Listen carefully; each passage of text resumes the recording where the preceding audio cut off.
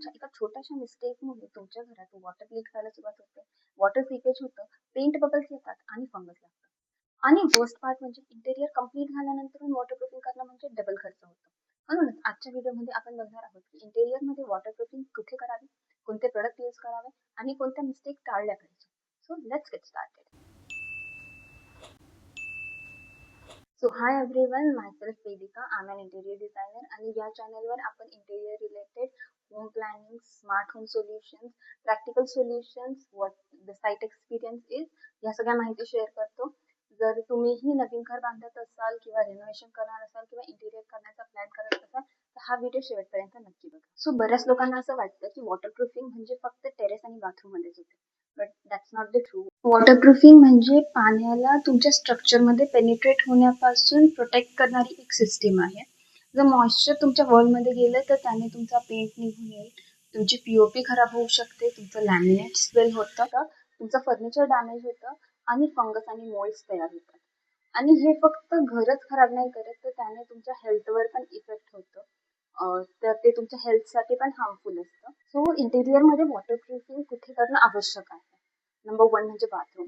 सगळ्यात पहिले आणि इम्पॉर्टंट एरिया म्हणजे बाथरूम असतो. त्याच्यात तुम्हाला floor waterproofing, wall waterproofing, shower area, after that pipe joints, drainage joint points, हे सर्व प्रॉपरली सील केले पाहिजे. बाथरूम वॉटरप्रूफिंग सील झाली तर खाली जी सिलिंग असते ते लीक व्हायला सुरुवात होतात.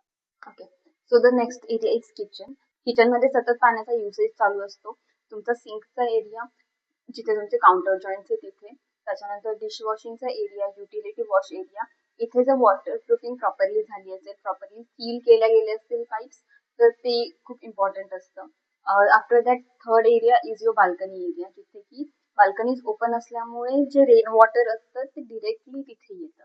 जर तुमचा स्लोप चुकीचा असेल बाल्कनीचा किंवा वॉटरप्रूफिंग वीक झालेली असेल तर ते पाणी डिरेक्टली तुमच्या बेडरूम्स मध्ये, तुमच्या लिव्हिंग रूम्स मध्ये येऊ शकतं. पुढचा प्रश्न आहे वॉटरप्रूफिंग मटेरियल.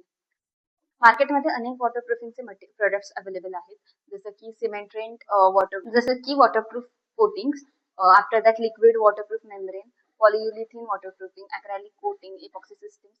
पण सगळीकडे सेम मटेरियल वापरायचं नसतं. जसं की तुमच्या बाथरूमसाठी एक वेगळं सोल्युशन यूज होईल, तुमच्या बाल्कनीसाठी वेगळं असतं, वेराज किचनचे पाईप सील करायचे असतात त्याच्यासाठी एक वेगळं मटेरियल यूज होतं. आता आपण काही कॉमन मिस्टेक्स बद्दल बोलूया which you guys can avoid.